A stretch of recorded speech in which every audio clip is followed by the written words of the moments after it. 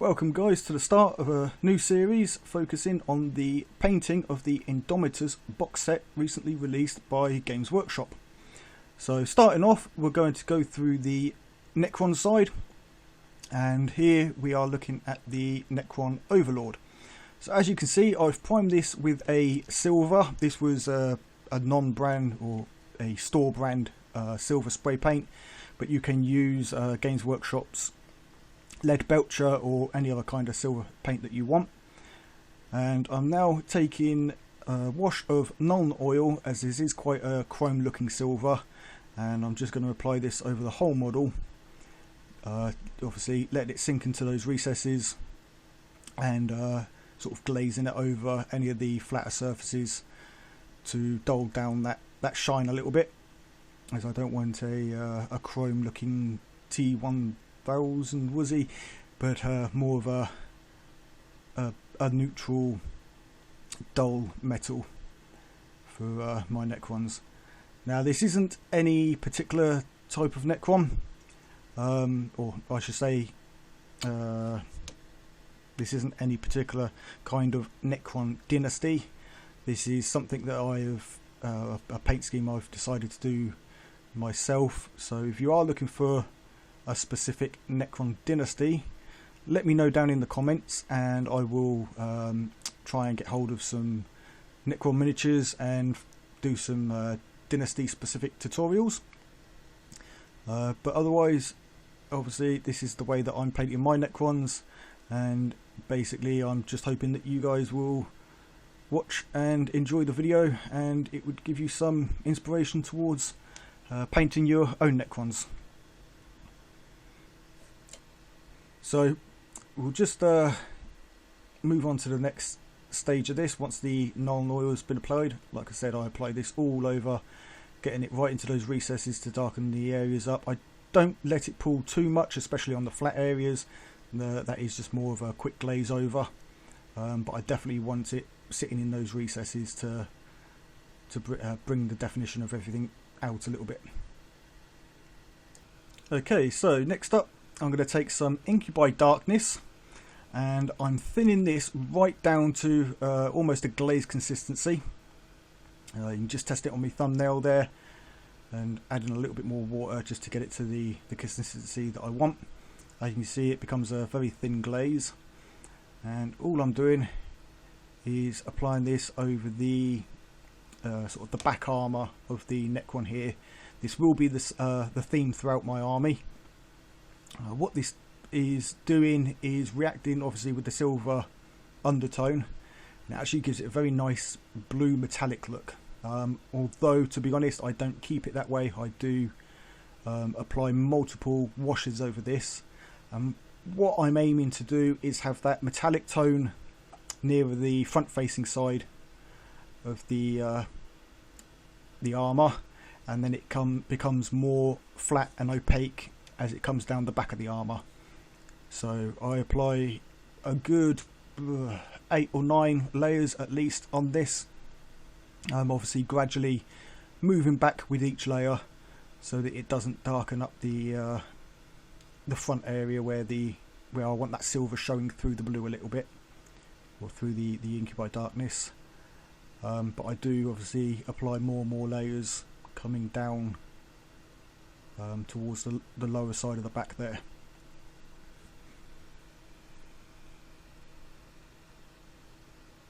So you can see here is pretty much this plate that or this section of plate that I'm working on here, and then this area here will be left a little bit lighter.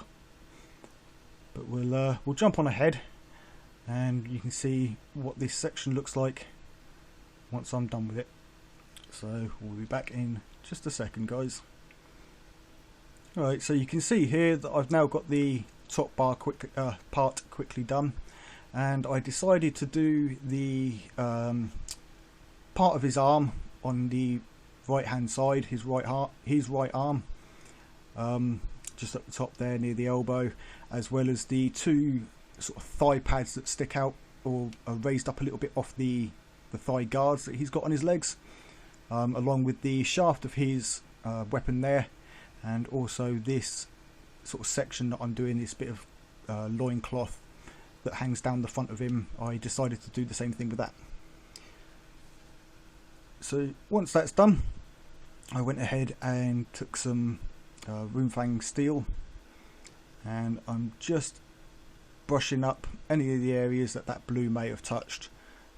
This is because the Runefang steel is probably the closest that I have to the original spray paint that I used after the null oil was applied. It's a very close match.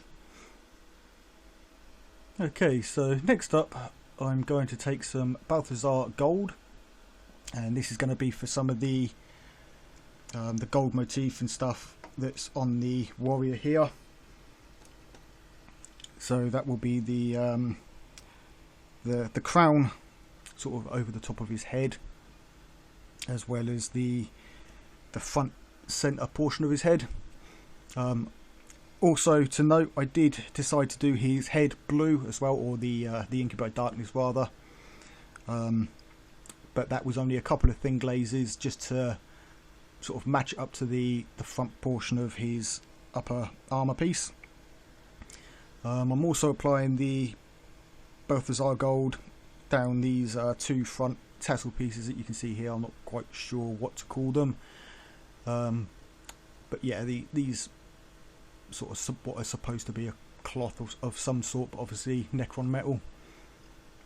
And also the top chest portion, just under his head, right at the top of the chest, he's got that piece with the Necron writing and his center emblem. So obviously I'm just going over, making sure to get a good application of this. I have thinned this paint slightly just to get it to flow a little bit easier. It's an older paint, so it started to thicken up a little bit.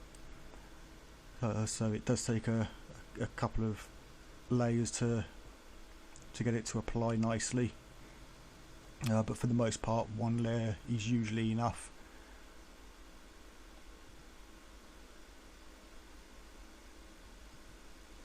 So this here is obviously the centerpiece on his chest that I was talking about. Obviously I did the front and anything on the sides that you can see, as well as the bit that goes just under his chin.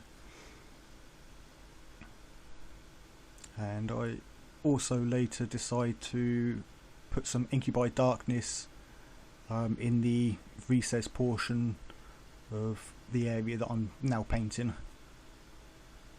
as it just made that gold stand out a little bit more. So we'll jump onto the next stage, and we'll be back in just a tick, guys.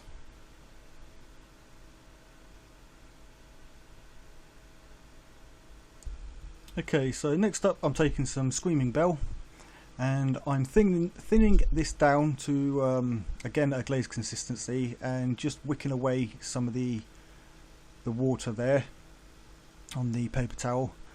And all I'm doing is going over the silver areas, but only from about halfway up each section, and then bringing the brush and the paint down towards the bottom of that section. And what this does is tints the silver and pulls up a little bit on the bottom, giving it a sort of a brass to silver gradient, just to break up the silver areas a little bit. I didn't want anything too sort of silvery metallic.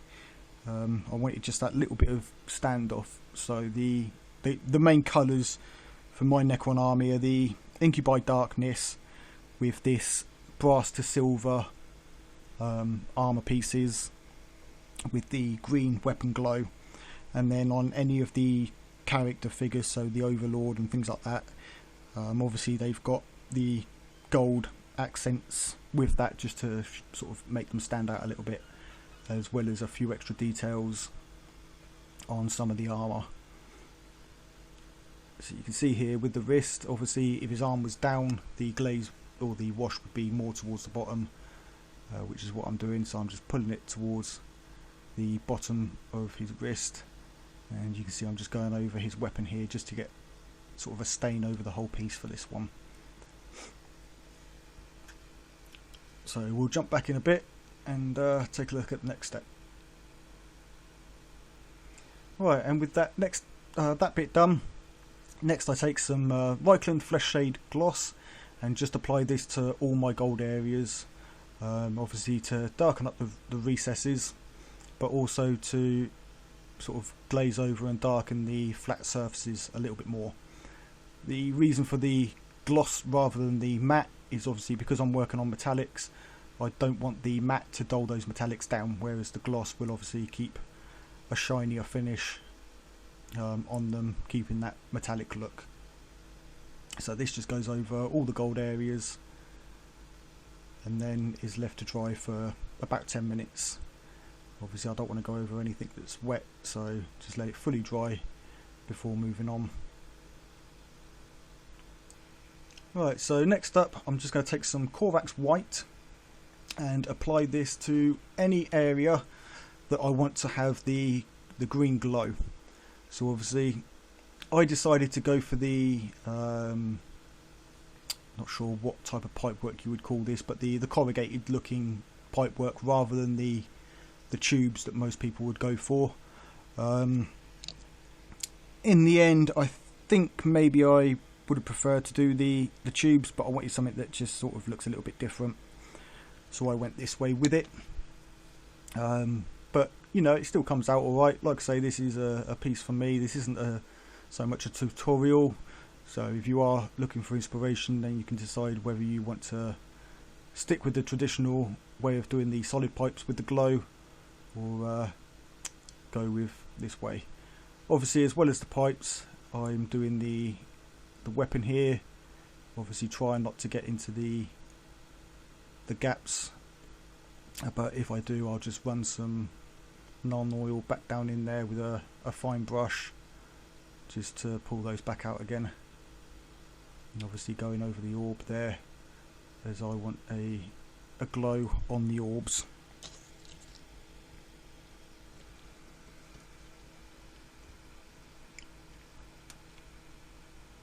So we'll come back in just a bit once I've got all the white applied to the areas that I want that nice green glow.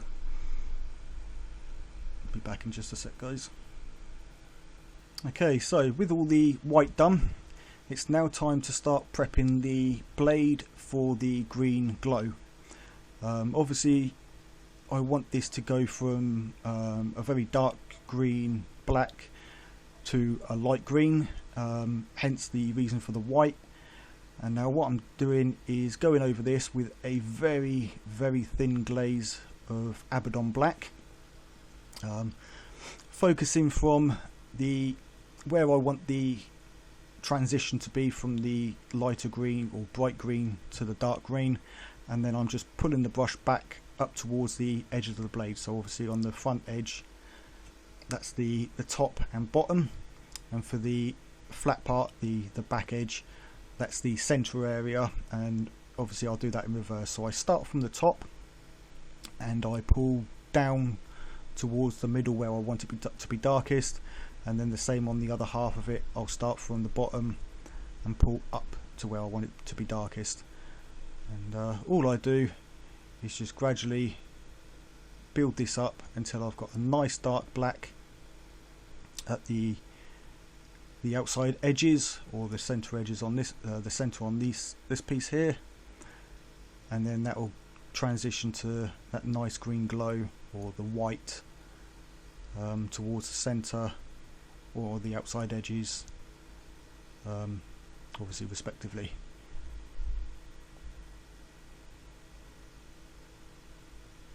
So I will do a more focused video. You can see here that I a little bit too much, so I just wipe the brush off, dry the brush off a bit, and then pull some of that wash back up.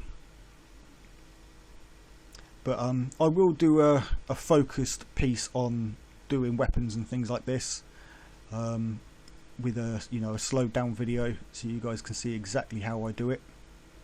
I'll probably do that on one of the Scorfec destroyers,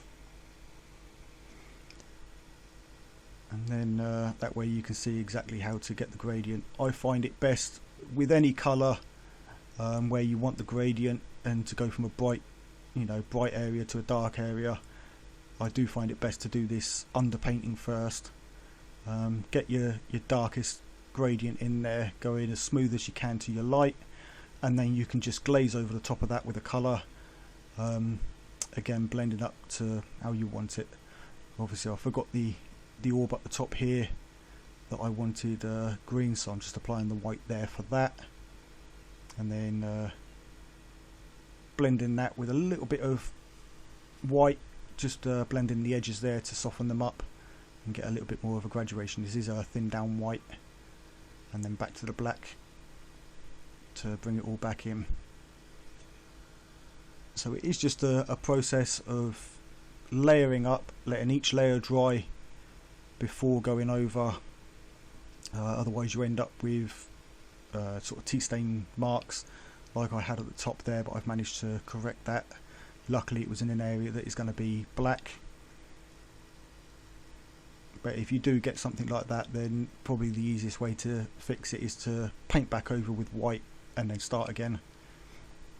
But if you do catch it early enough, you can sort of blob some wash in there and get it to sit within the tea stain or the tide mark, and that sort of fills it in a little bit, and you can sometimes repair it a little bit like that.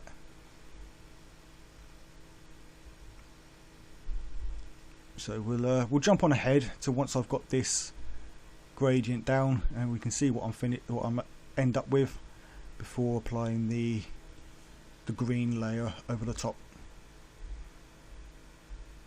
Okay, so I'm now coming in with some Retributor armour and just going over some of that Balthazar Gold, picking out sort of highlight areas where the light would catch the most, so on the sort of the flat surface areas, and then down the edges, leaving some of that sort of more bronze Balthazar Gold look in some of these smaller areas. You can see also the blade there, how I've managed to get the gradient go from that bright white in the middle, fading down to the black at the bottom, and obviously up to the black at the top, and then the black area in the middle on the back half of the blade.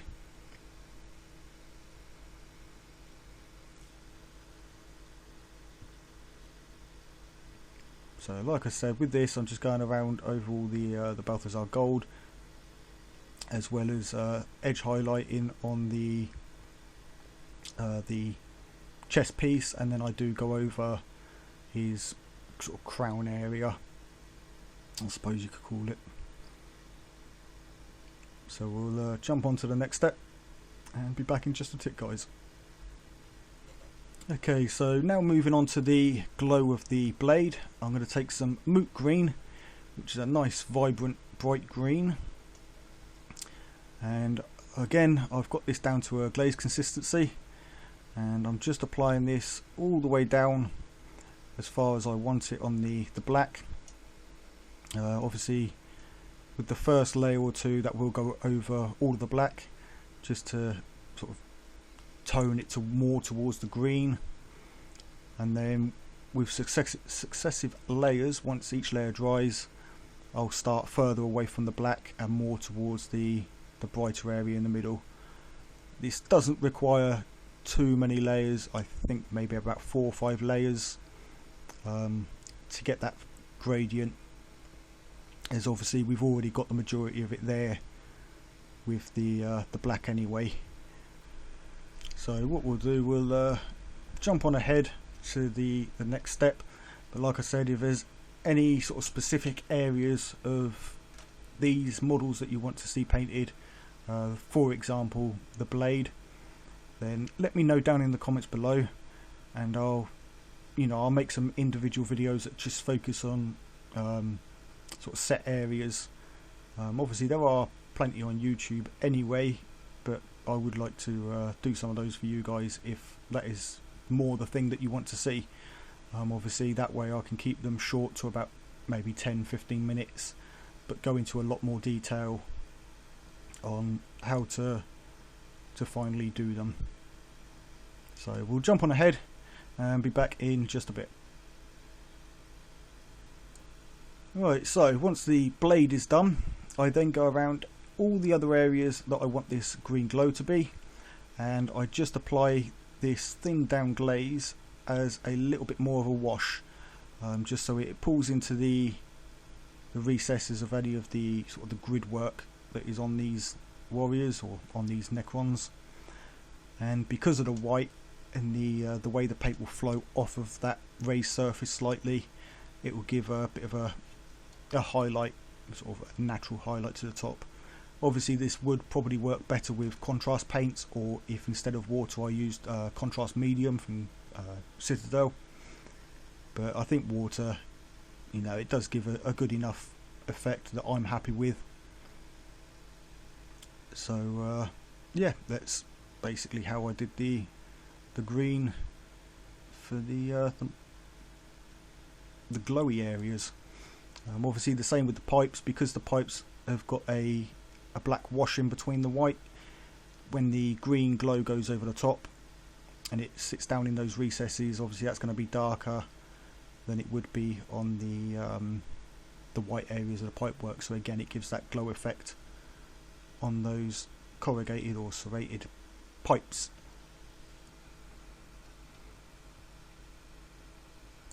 Right, so next up I'm just taking some Gehenna's Gold, as it's a little bit more of a yellow gold, and I'm just going over all of the gold areas, picking off some edge highlights with that, just to make everything stand out a little bit more,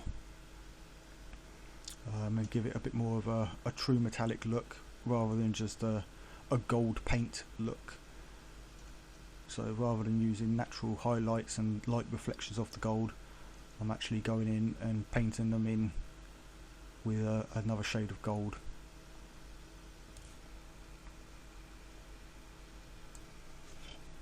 Right, I then do the same thing with some Stormhost Silver, just picking off some very extreme small highlights again over those gold areas, just to give the impression of some reflection and shine from the light hitting. So this is more sort of dotted on rather than drawn as straight lines, and obviously just on the sort of the top peak areas of places. Right, so with the silver highlights done, I'm now taking some Athonian camo shade and just going over some of my green areas to again darken out those recesses a little bit, and to dull down the green, mainly on the pipeworks, as I didn't want such a strong contrast as the exposed green areas, as it is supposed to be within the pipes. So obviously that's my reason behind using the Athonian camo shade, just to dull it down a little bit. Right, and that brings us to the end of this video. Thanks a lot for joining me, guys. I hope you enjoyed the video. Obviously there's a couple of images on screen here, so you can see the modelled, the finished model. Also, any models for future upcoming videos are always put on my Instagram beforehand, so if you want to check out the videos for some upcoming models, then go and subscribe to that or follow me on Instagram, and you can see what we've got coming up. But I do hope you enjoyed the video. If you did, please hit that thumbs up, and if you're not already subscribed, please consider subscribing. Hit that subscription button and ding the bell for notifications of future uploads. Obviously we've got this new series as part of the Indomitus series, as well as my regular Mortal Realms series, and also any other videos that you guys want to see me do. Let me know down in the comments below of this or any other videos, and I'll be sure to try and get some more videos up that you guys are calling for. So thanks a lot for joining me, guys, and until next time, take it easy and paint those minis.